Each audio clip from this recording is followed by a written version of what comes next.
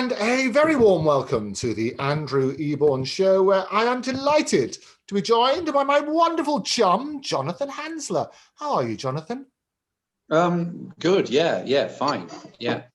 Well, not just looking fine, but you're looking particularly dandy as well. I love it. Now tell me, you for the last several weeks, and probably a bit longer than that actually, have been getting ready for the role of George Sanders. Tell me about that. Yeah. Well, it's a part which I've always wanted to do for a very long time. I've had the script for 10 years and I haven't really found anyone, any moment to take it on, because it requires quite a lot of people to be involved with it. But he's a fascinating figure. He was a kind of a rebel of his time, and he said what he felt at a time when a lot of people wouldn't. And I think he resonates today because of with the Me Too movement, mental health. He was an alcoholic. He killed himself in 1972. Very tragic, all very sad. But there is a message in what we're doing. And it's set in Spain in 1958 on the set of Solomon and Sheba, hence the reason why I am in a summery suit with a cravat. But yeah, and obviously I will be shaven when I play the part because he was a clean-shaven chap. But yeah, that's quite an extraordinary. I mean, talk about, and we'll talk about a man in a bit, but talk about, people will know him from his roles and also from his voice, and in particular his voice. He was in Shere Khan. He played the tiger in Shere Khan. But really, I think more he won an Oscar for All About Eve. He was the gentleman villain. If there ever was a villain who was a gentleman, that was George Sanders. Fantastic. And what I loved, because he was sort of the Ricky Gervais of his day, I think you were telling me earlier. Exactly, Andrew. You couldn't put that better. He was the Ricky Gervais of his day. He was the man who said, in fact, in the play, he talks about it's a kind of a dark comedy, essentially. It's got some very sad moments in it, but it's also got a lot of humor. And it's taken from his biography.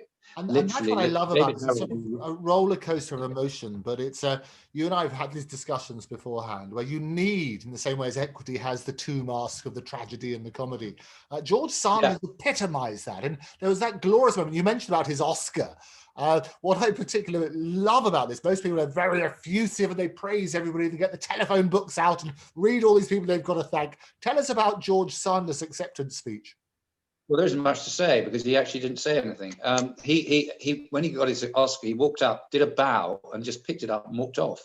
Said nothing.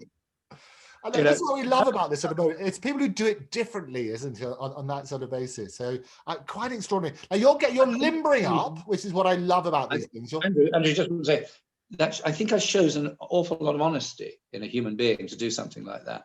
There's a lot of people who would just go up and do all this flannel. But he just saw, I mean, it's a huge moment. It's the only time, and he won one award, and that was an Oscar for All About Eve, and that's a huge moment for anyone to pick up an Oscar. And you'd think that anybody would stand there and say something, but he just bowed and walked off. Do you know what I mean? It's almost like he didn't want to be there. Well, he probably didn't, was the reality. And most people, playing the devil's advocate, a lot of people say at least thank the Academy for the recognition or something. But I guess it was his two fingers. I think that's why he bowed. He bowed to say thank you and then walked on. It is a bowed. Thank you. But he was, I say, looking at the man, it is quite extraordinary. So on that sort of basis, where you and when you're getting ready for a role, you totally immerse yourself in it. I mean, tell me about some of the history and some of the other stuff behind the scenes, because we know him obviously playing Shere Khan in The Jungle Book and The Fantastic Voice. We know him in All About Eve. Tell me a bit more about the man himself. Well, he was a private man. He wasn't somebody who flaunted stuff. He wasn't like, he didn't go to too many parties. He'd finish and he'd go home. He was incredibly clever. What you have to understand, he was too bright. There are people in this world who shine too brightly for the time they're in. And I often feel that I've played a lot of them, strangely. Montaigne, I think, was one. Peter Cook was another. And Sanders is another. When you read his biography, it's just incredibly witty. It's like a heterosexual Oscar Wilde. He's that intelligent. And it's a wonderful piece from that point of view, because he talks about the damage that Hollywood does to people. in the light of Me Too today, that's so evident. But how people ended up, some guys ended up dead because of they were forced to do stuff in films that they didn't want to, you know, all this kind of thing. And there's a real tragedy behind it, but there's also a sense of cynicism about him. You know, he's always got a wry grin on his face.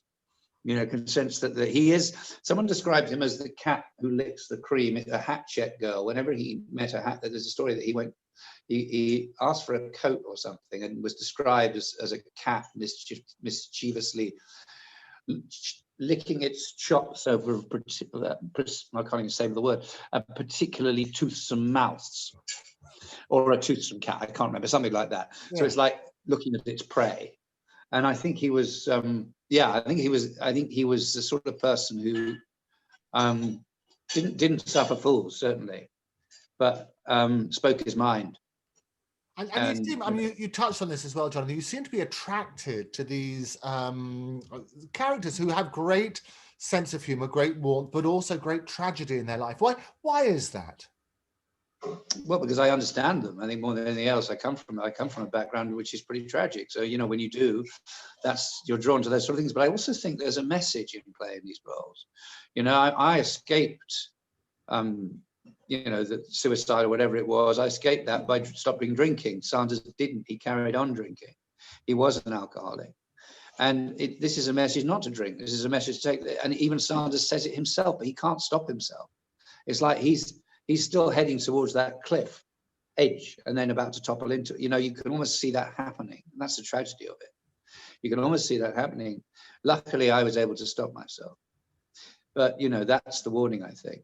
You know, but he does, you know, this is a play that doesn't hold back its punches. It certainly punches hard.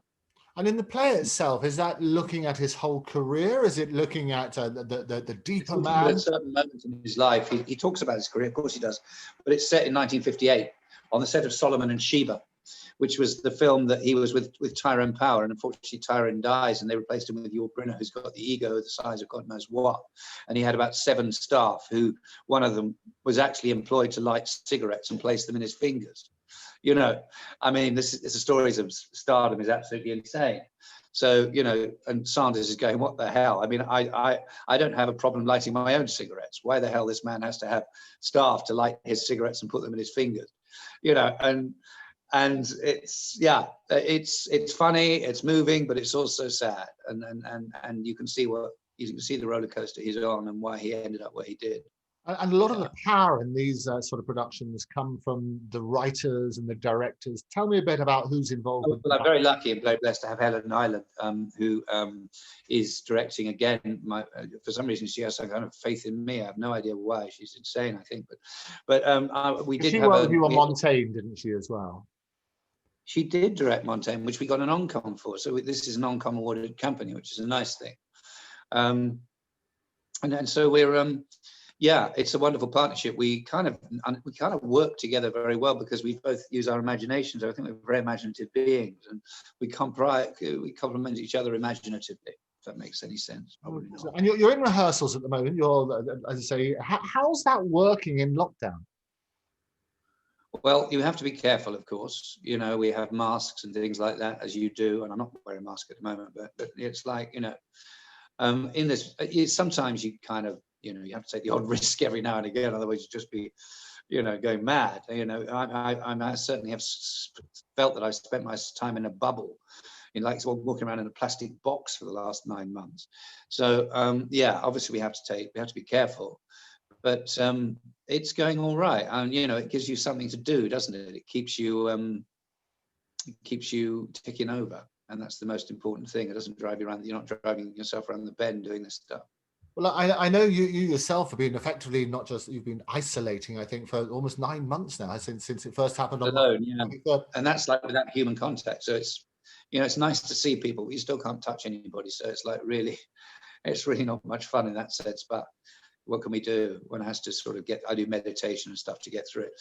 But Sanders, no, he was an extraordinary man who I think people will be fascinated by. I mean, you know, there are so many movie stars. You could do one on David Niven or El Flynn or anyone like that. But I think Sanders was particularly interesting because his writing was so bloody good.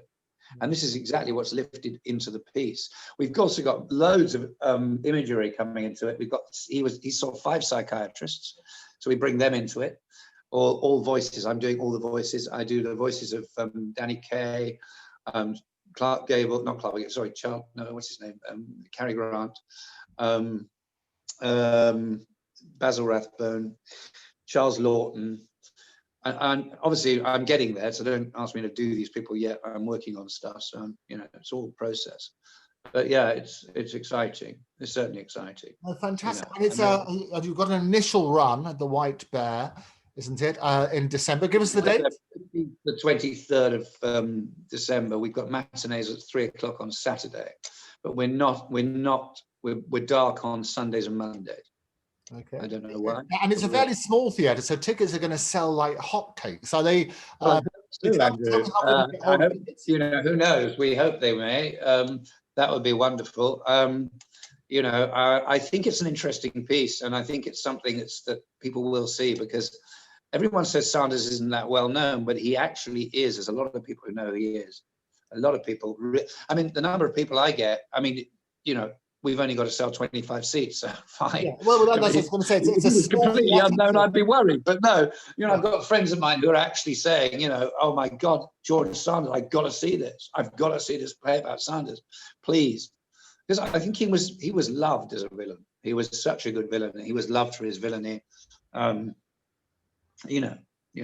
And I think it's much nicer to play about a villain, and you see the nice man behind the mask of the villain. Because he played the press like he was playing a game of chess. Right. Literally, you know, he played them for the fools they were, asking stupid questions. If you want a stupid question, you'll get a stupid answer. Because if you perceive me like that, that's how I will behave.